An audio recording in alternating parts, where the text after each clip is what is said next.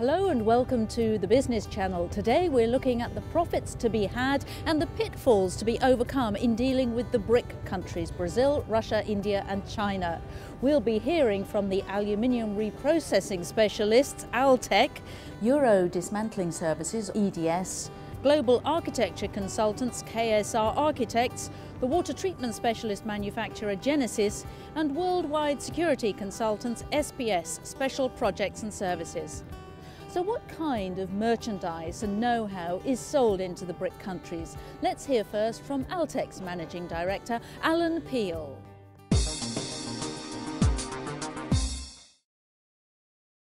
Well, one of our biggest markets are the BRIC countries. So China, Russia at the moment have been very strong markets for us over the last 3 to 4 years.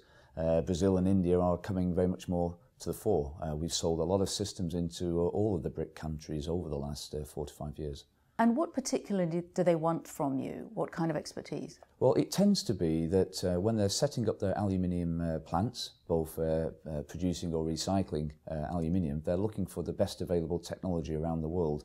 So typically they would look to see what other companies are doing in Europe, in the US, etc., and then use the equipment that they're using in their plants. We have some progress since 2010 with China. We decommissioned a magnesium plant in Bécancour in Canada. We carefully dismantled this plant, we packaged the plant and sold it and found a buyer in Beijing in China. One of the advantages of working in the BRIC countries is that it provides us with the opportunity to work on a range of projects perhaps not available in the UK. So this might be large-scale projects, or it might be different types of projects to those that are typically given to us in the UK. The buildings that we design and build abroad include residential houses and apartment buildings, and associated with that we get involved in mixed-use schemes which could include leisure facilities such as swimming pool complexes and spas, and also commercial buildings such as offices. We operate through distributors, so we appoint distributors all around the world specifically to represent us selling our products and services. We have a long-established relationship in India with a company there which has been going for 10 years.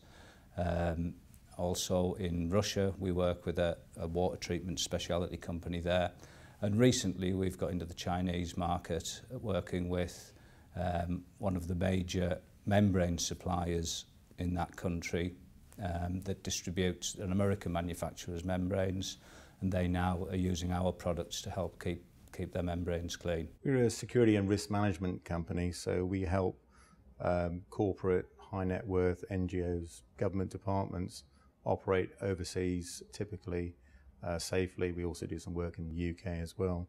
And typically it's based around protecting of executives, looking at policies, procedures for safety, complex protection, that type of thing. All the BRIC countries, it's been about executive protection, clients moving in for relatively short periods, moving into sort of do business deals, etc. And we'll be providing sort of discrete protection, an overwatch sort of type service to those clients. Now, how much do you feel there is a need for that kind of protection? I think it's, when you look at the value in a corporate structure of a CEO or sort of high-ranking people, the issues that that company will have should they have a major, even a traffic accident, and someone at a high end sort of injured, I think it's very worthwhile. We can help a lot of companies stay ahead of any sort of potential issues by looking at the overall threats and coming up with the policies, procedures to sort of mitigate against those threats. So I think it's a very worthwhile service. I should point out that we like to operate with local security companies or other providers.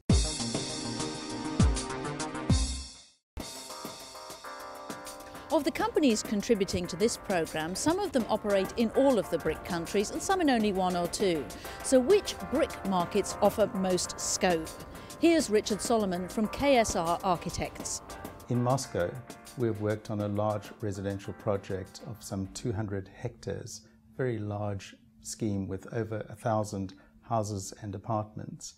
And that is located just to the west of the center of Moscow in a very prestigious area on the Moscow River. That project has kept us going for some 7 years in our general involvement in Moscow. At the moment, the last year, 18 months, China, of course, has been very strong for us, and we sold a lot of systems into China. It probably represents about 30% of our turnover at the moment, and we see that will grow continuously in the coming years ahead as well. They tend to all use similar products. It's the same issues all around the world with these particular membranes and trying to keep them clean. Certain territories where there's volcanic rocks have very specific problems with silica, etc. But generally it's a range of anti-scalants and cleaning chemicals. Things like bacteria and clay and mud and silt are very common problems, and they're ubiquitous. They happen everywhere around the world. With so many Chinese becoming much more affluent, either super rich or sort of middle class rich, there is this huge thirst for international goods. Unlike expats visiting China, they don't want the rip-off goods. They want the real McCoy.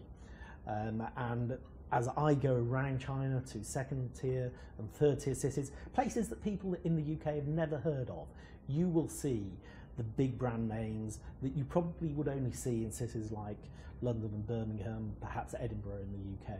So a huge opportunity. It's an opportunity that is right here, right now. And if you're in that type of business, I would say get your skates on if you're not already in China. Yeah, it's predicted to be the biggest market in the world in the next 5 years. At the moment it's Saudi Arabia and the US are the biggest, but China's predicted to exceed that. So it's a very exciting place to do business. But the Chinese are really focused on technical advances. You've got to prove that your products are technically advanced. It's that your brand is recognised within the industry. We present lots of papers at scientific conferences, do lots of research, and we share that information with the industry as a whole, and certainly with our distributors. And I think that's what gives us an advantage over some of our more cautious competitors that want to keep their knowledge within their company and don't want to share it. And this has given us a niche in the market, and this label as being experts in the reverse osmosis chemical market. There's 4 very different countries. Some problems sort of go across all 4, which, you know, sort of corruption, but they're at different sort of levels. But, you know, if you take Russia and China, there's a very, very high level of state control. There is a sort of high level of activity by the intelligence services. So providing the clients are aware of that, aware that any information that they take into the country, etc., could end up in other people's hands, etc., that you know, the clients are sort of forewarned is better than you know, finding out after the date. You know, whereas you know, other countries, you know, there are sort of slightly sort of different problems. So security is an important issue, especially if companies export goods by sea and more specifically through the Indian Ocean. SPS offers maritime security to protect against the rise of piracy.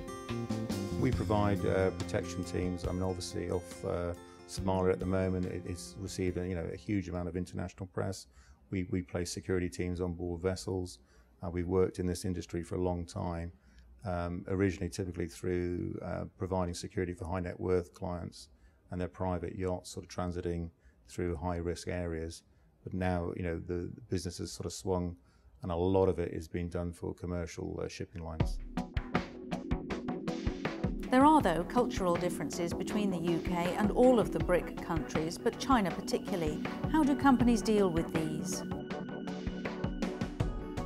Well, typically in all of the BRIC countries, you need, we believe, local support and representation to help you with local cultural issues, tax systems, importation, duties, etc., but also language. Well, if I take the example of China, we've had to forward a lot of quite detailed information, which we wouldn't normally do, or we'd be a bit nervous of doing, just to build up our distributors' trust in us. And this has taken about 2 years to get to this level, with us having a lot of commitment in terms of training and visiting China, etc. But I find it's quite, or the company we're dealing with is quite autocratic, and if you can get to the top board of directors and gain their trust, then everything happens very quickly. So we've built up this relationship, training all of their salespeople, doing lots of workshops, visiting all their customers. And eventually now we have this solid relationship with the board of directors, to the point where the last time I was in Shanghai, I arrived at the airport and within about an hour and a half I was on the golf course with the general manager. And that was fantastic to know you've got that sort of relationship. Once you get there, you then know it's going to be long lasting, and you know that they've bought into your idea of working with you, and the business has gone from strength to strength ever since. China is very interesting because people are used to living in high density environments, and so large tower blocks might have what we would call vertical neighborhoods. And those vertical neighborhoods would be quite uncomfortable perhaps for a Westerner to live in, but Chinese actually enjoy the intensity. You just have to look at Hong Kong as a good example of that. We believe that technology is fundamental in our ability to communicate with our clients in Russia and China. The use of 3D software means that strong visual images are able to be given to the clients, and there's a clear understanding of the product that that client is going to get. What you have to think about is before you set up any business overseas, especially in countries like Brazil, Russia, India and China, you've got to work with seasoned professionals. You must do your due diligence before you operate in those countries, because there's different laws, legislations, environmental legislation particularly, and taxation applies. So what I would say is that any company contemplating working within the BRIC must think about planning. It could take 2 years to operate in those marketplaces. People often ask if it's very different exporting to the emerging markets, and the answer is there are some differences. I mean, obviously there may be cultural differences, and UKTI can help with those. It may be more difficult to get contacts, to know who to speak to, and again UKTI can help. The distances are greater. There are a huge number of regional cities, for example, in China and India that companies need to penetrate. And again, it's really important that they get help. So we take large numbers of missions, for example, to these high growth markets. We really are there to help companies in every possible way. What help is there for companies navigating these potential minefields? What assistance does the government and government agencies give to UK businesses? And is there more they could and should do? We've been spending a lot of time taking leading politicians, leading ministers to different countries, so Brazil, China, India and so on. And that's a crucial part of what we think is important that government can do, which is to lead those delegations, particularly in countries where if the government it has a good relationship with us, then our businesses will have a good relationship with theirs. And that's where I think there's some great opportunities. So I've been very encouraged, and you only have to see our contribution, for example, to Airbus, who in turn have sold substantial numbers of aircraft, India, China, to see the opportunities that we have. Government agencies should understand more those companies that are already involved in the BRIC countries and provide a platform for them to grow their business, because having an initial involvement really can facilitate a takeoff of that company in those environments. One of our biggest challenges, while we have a very strong technology and it's deemed as world's best in certain areas, one of the biggest helps for us is actually on the areas of financing with our customers. For example, our competitors with different technologies from different countries, if they have a financing package available from their government or supported by their government or special import-export arrangements, then that can give them a competitive advantage, and that can surpass the benefit technically of our product commercially, because at the end of the day, the customers are looking to try and minimise their capital investment and get the maximised return as they possibly can. So if there was one suggestion I would have, would be to look at ways and initiatives to support British companies in their financing of the smaller scale products and projects that we sell. The government, in particular the UKTI, has been very beneficial for us. The ability to get grants to attend exhibitions and conferences, to cover flights to get out there. As a relatively small company in the beginning, 10 years ago, it was vital to us. We can also offset research and development costs against corporation tax, which is a real help, allows us to do more work. And then there's more grants that we're working on now. We've got a couple of new patented processes that we're working on, where again we're applying for funding through the UK. So a lot's being done, but obviously in terms of any additional help with research grants for innovative products is going to be of more benefit. I think ultimately we should probably get more in the shop window. So I think BRIC countries should have a level of services that have been made aware to them and how we can operate there. But thinking about moving forward, maybe there should be some initiatives put in place by the government to encourage more export. For instance, the VAT or their value-added tax laws and legislation. It's always beneficial if we can work overseas to invoice overseas and have a company set up overseas, because when you have the UK VAT at 20%, it can actually make you uncompetitive in some instances if you can't set up a company offshore. My advice to companies considering the BRIC markets is absolutely, first of all, yes, they should consider them. No company can afford to ignore these rapidly growing markets. And the second advice I would give is use UKTI services. We have staff in 96 markets around the world. Many of them are locally engaged staff. They really know the market. Use our services. We also at CBBC work very closely with UK Trade and Investment and deliver their portfolio of services for British companies in China. So the type of ways in which we can help companies is we can do market research, we can identify partners, we can arrange visit programs for companies, and that can be either on a solo basis, or we also can work with other organisations to arrange trade missions, so group visits to multiple cities in China. And a very large part of the work that we're doing at the moment is to get companies to understand the opportunities in regional cities across China. One of the most amazing facts is it has almost 300 cities with a population of more than 1 million people. And yet, if you went out onto the street out here, you probably find that people could only name maybe 2 or 3 cities. And this is one of the things that we've got to change in the UK. We've got to get more business people knowing that there are these very vibrant cities across the whole of China where great opportunities exist. And this means people getting off the beaten track and getting their backsides on planes.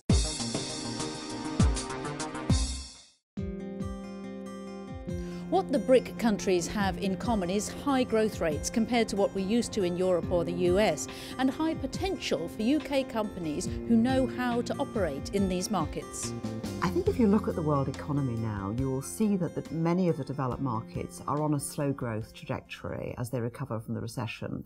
They've returned to growth, but that will be relatively modest for the next few years, whereas the emerging economies didn't really suffer the world recession to anything like the same extent as the developed world. And those that saw a small dip, in many cases, they returned to these very rapid growth rates. The scale of the opportunity in the BRIC economies has to be huge. When we look at the combined growth of all 4 countries placed together, hovering around 35%, it's actually potentially unquantifiable. We see our growth potentially in the next 12 months has to be towards China, and then we're going to work towards Russia. We already have established our pattern of growth in China already with the recent sale of the process plant and equipment to Beijing. Then we'll look into Brazil and India following on. So the aluminium recycling sector is an area that's going to continue to grow very significantly, and the UK are extremely well placed to take advantage of that, both with the skill sets we have, the languages, the perceptions around the world of us and where we are with our technology and our ability to support our customers around the world. So ideal opportunity and a very interesting market sector to watch in the next 10 to 20 years. We tend to actually get referrals by word of mouth in those countries, and so we don't have a specific strategy to expand. We're very happy with the structures that we have at the moment. KSR are currently hiring additional staff in order to cope with the extra work that we have on our books, and that has largely come through work that we're doing in China and in Russia.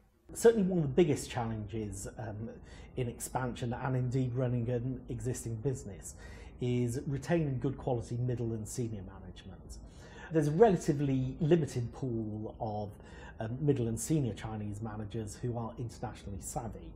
So there's huge demand for these people, but still with limited supply. So therefore, salary rates for these highly qualified people are actually quite high. Things are changing quite quickly. So many Chinese are now studying overseas, taking back their knowledge and skills and experience. So the market over the next 5 years or so will change. But right at this moment, it can be a little bit of a challenge. A lot of companies, when they're moving into a country, They are obviously thinking about moving forward, etc., expansion, and exactly right. One of the first things that we'd be sort of saying is, okay, what's your fallback position? How, do you want to take on all these people? What is the process? Have you looked through all the HR details? And, a lot of companies who are not internationally experienced will be using their model from the UK, from America, and saying, well, yes, we're following normal Western procedures. However, we would be asking them to seek local advice about, what is the sort of state of play if we want to get rid of someone. Many of these countries are extremely difficult, and China, during the financial crisis, proved, a very challenging country for a lot of Western companies to operate in. Now to a question that applies not only in BRIC countries. How important is it to open a local office? Or can companies just partner with a local firm? Let's see how the businesses we're featuring today are tackling this. We work through partners, we work with distributors, and we give the distributors the exclusive rights to represent our products in a particular territory. That's just how we do the business. But what we are having to do is put quite a lot in terms of a marketing budget to support there. So again, in China, we've translated our website into Mandarin, so that's there, which has been a great advantage to promoting our products in China. Software packages that we use have been translated as well, and we're jointly employing people which work for our distributor in China, but we're paying some of the costs, and that's the way we build up a strong relationship. Similar in India and also in Russia to some extent. We find that to be most effective in those countries, having a good quality local representative is absolutely critical. And we've spent a lot of time. I've been in the metallurgical business for over 20 years. I've been exporting equipment from the UK for the last 20 odd years in these countries, and I've built up quite a strong representation network that we can utilise. The problem that you have when you partner is you can't control the quantity of your service that you're offering. So it was very important for us early on to have established an office over there and to have an infrastructure of professional people and seasoned professionals more than anything that are experienced in that marketplace. So for us, it's paramount that we have a real office and not a case of a remote office or a hot desk, as it were. We have to have a real operation. Any company sort of looking at operating, establishing a new operation in one of those countries should do its homework properly. A security company like ours can be helpful to a team that's sort of looking at a marquee entry sort of strategy, where we'll come in, we'll assess local security companies, are they up to the mark for what the clients will need? Do they meet the expectations of the client? Are they sound? Do they have a dubious reputation? Are they considered heavy-handed? That type of thing. We'll also be sort of offering advice on a whole host of other sort of subjects, including things like, down to, have the legal team ensure that the CEO is going in on the appropriate visa, because all sorts of little areas can cause conflicts.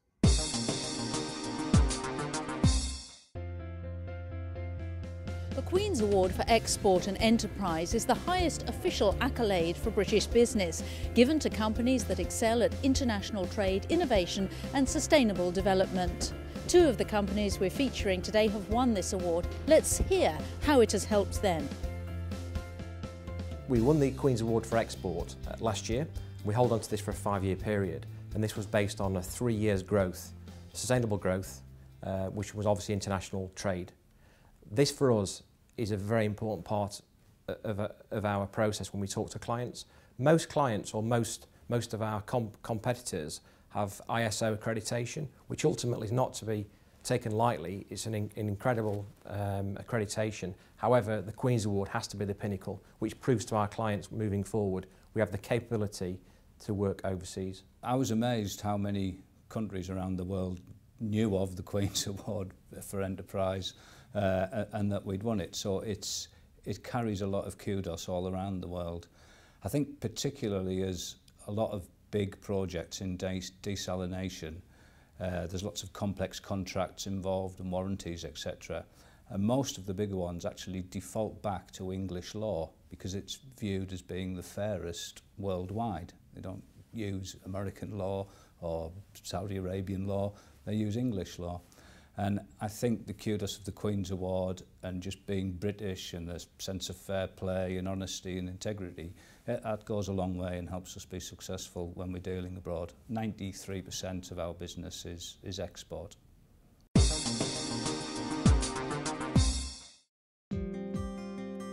It's always interesting to see what business leaders themselves define as the secret of their success. Let's put that question now to the companies that we're spotlighting today.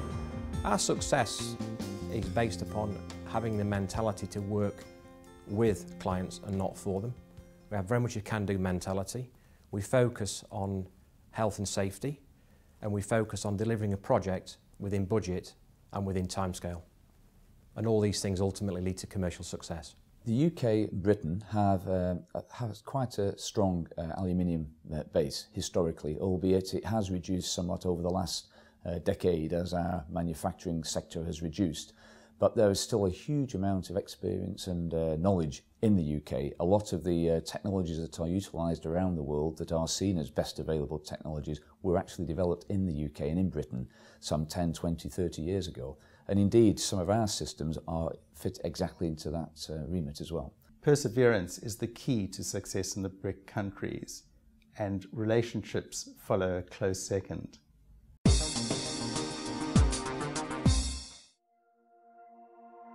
We've known the slogan "Buy British" for a long time now, and now the rest of the world seems to have caught on to the idea.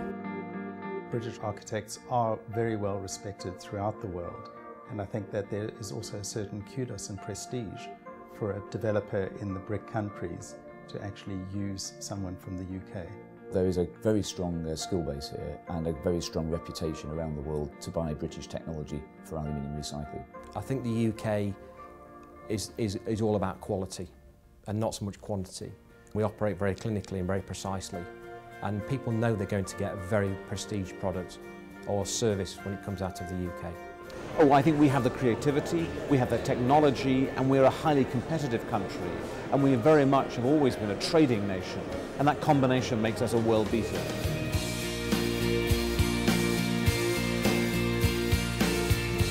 So British products and services are seen as leading edge, innovative and of excellent quality. And for the UK companies who know how to operate in the BRIC markets, the opportunities are almost limitless. That's all we've got time for in our programme today. If you want to know more about any of the organisations that we featured, then look at our website, thebusinesschannel.tv. Bye-bye for now.